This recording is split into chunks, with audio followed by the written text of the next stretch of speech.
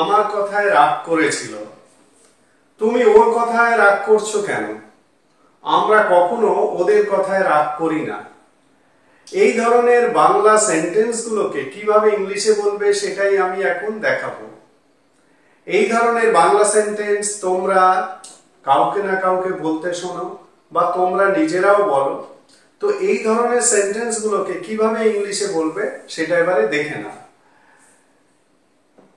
এখানে মূল যে বিষয় সেটা হলো রাগ করা কারুর কথায়। এখানে দেখো, রাগ করেছিল একটা অংশ আর আমার কথায় আর একটা অংশ, প্রত্যেকটাতেই তাই আছে। তার মানে এই দুটো অংশকে বুঝে নিতে হবে কিভাবে ইংলিশে আনবে। আর সেন্টেন্সগুলো যে কোনো টেন্সের ওপর হতে পারে, ঠিক আছে? যে কোনো টেন্সের ওপর হতে পারে। যে টেন্সে তোমরা বলবে সেই টেন্স অনুযায়ী সেন্টেন্সগুলো তৈরি করবে, সেই টেন্সের নিয়ম অনুযায়ী। এখানে আমি 5টা সেন্টেন্স লিখেছি। 5টা sentence simple present, present, simple past, দুটো টেন্সের উপরেই আছে। তো এই সেন্টেন্সগুলোকে ইংলিশে বলতে গেলে তোমাদের একটা ফ্রেজ ইউজ করতে হবে। ফ্রেজটা হলো টেক অফেন্স। টেক অফেন্স মানে হচ্ছে রাগ করা, এটা একটা হলো। আর আরেকটা হলো কারুর কথায়, মানে আমার কথায়, ওর কথায়, তোমার কথায়, এই যে কথাগুলো বলা হচ্ছে এগুলোর জন্য কি করতে হবে? At one's word. এই ওয়ান্স এর জায়গায় মানে কোনো একটা পজেসিভ বসাবে। পজেসিভ মানে my, your, our, their, his, her ইত্যাদি, ঠিক আছে? বা যে কোনো নাম অ্যাপোস্ট্রফি এস যুক্ত হয়ে বসবে। তাহলে আমার কথায় অ্যাট মাই ওয়ার্ডস, আমাদের কথায় অ্যাট আওয়ার ওয়ার্ডস, বোঝা যাচ্ছে নিশ্চয়ই? ওর কথায় অ্যাট হিজ ওয়ার্ডস, ওদের কথায় অ্যাট দেয়ার ওয়ার্ডস। বোঝা গেল? এইগুলো সব বলে দিলাম কিভাবে তৈরি হচ্ছে। এবার রাগ করেছিল, তো আমি আগেই বলেছি রাগ করার ইংলিশ কি? Take offence. তাহলে সেন্টেন্স গুলোকে এবার টেন্স ওয়াইজ তোমাদেরকে তৈরি করতে হবে। তাহলে মূল যে অংশ সেটা হলো টেক অফেন্স। একটা হচ্ছে টেক অফেন্স, এইটা হলো মূল ভার্ব, যার বাংলা মানে হলো রাগ করা, ঠিক আছে? টেক অফেন্স মানে রাগ করা। আর কারুর কথায় এটাকে ইংলিশে কিভাবে বলা হচ্ছে? At plus his, my, her, our, their, বা যে কোনো নাম, নামের সঙ্গে অবশ্যই অ্যাপোস্ট্রফি এস প্লাস ওয়ার্ডস, ঠিক আছে?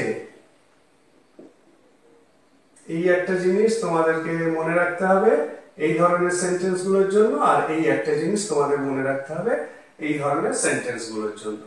বোঝা গেল? টেক অফেন্স আর অ্যাট এর পরে his, my, her, our, their বা যে কোনো নামের সঙ্গে অ্যাপোস্ট্রফি এস, তারপরে ওয়ার্ডস।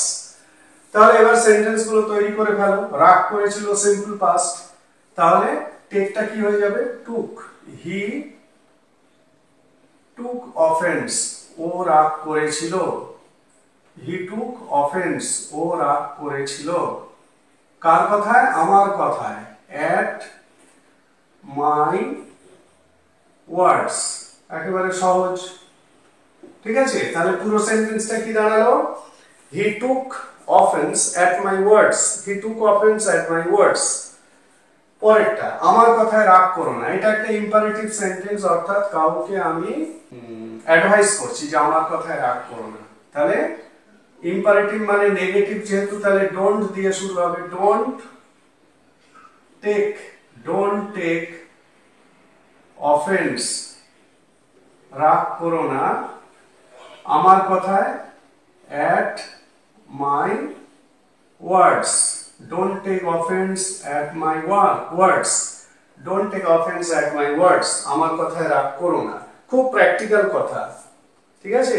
আমরা অনেক সময় অনেক কাউকে এরকম কথা বলি, তাহলে এবার থেকে ইংলিশে এইভাবে বলবে, don't take offence at my words. পরেরটা, ওরা আমাদের কথায় রাগ করেছিল, তাহলে দে এটা একটা সিম্পল পাস্ট, তাহলে টুক হবে, দে টুক অফেন্স অ্যাট আমাদের আওয়ার ওয়ার্ডস, ঠিক আছে? দে টুক অফেন্স অ্যাট আওয়ার ওয়ার্ডস। পরেরটা, তুমি ওর কথায় রাগ করছো কেন, এটা হচ্ছে একটা ইন্টারোগেটিভ সেন্টেন্স, জিজ্ঞাসা করছি যে তুমি ওর কথায় রাগ করছো কেন, ঠিক আছে? এটাকে সিম্পল প্রেজেন্টের উপরেই লেখো, তাহলে why do you take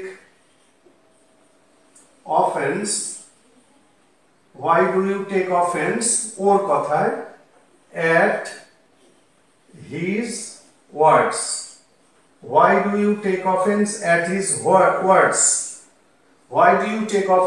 his words, তুমি ওর কথায় রাগ করছো কেন, ঠিক আছে? পরেরটা, আমি ওদের কথায় কখনো রাগ করি না, সিম্পল প্রেজেন্ট নেগেটিভ, তার মানে কখনো করি না, তার মানে উই নেভার, আমরা করি না কখনো, উই নেভার টেক অফেন্স ওদের কথায় at their words, বোঝা গেল?